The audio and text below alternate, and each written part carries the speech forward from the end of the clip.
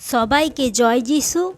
আজকে আমরা জানব বাইবেল থেকে প্রভু যিশুর প্রথম অলৌকিক কার্য। গালিলের কান্না নগরে এক বিবাহ হইল এবং যিশুর মাতা সেখানে ছিলেন। আর সেই বিবাহে যিশুর ও তাহার শিষ্যগণেরও নিমন্ত্রণ হইয়াছিল।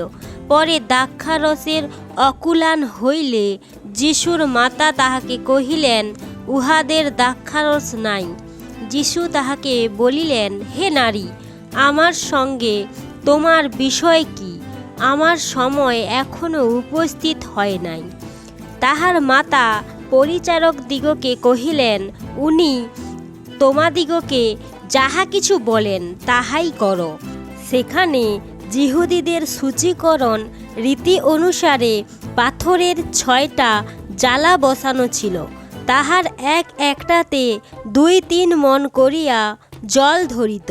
যিশু তাহাদিগকে বলিলেন, ওই সকল জ্বালায় জল পুরো।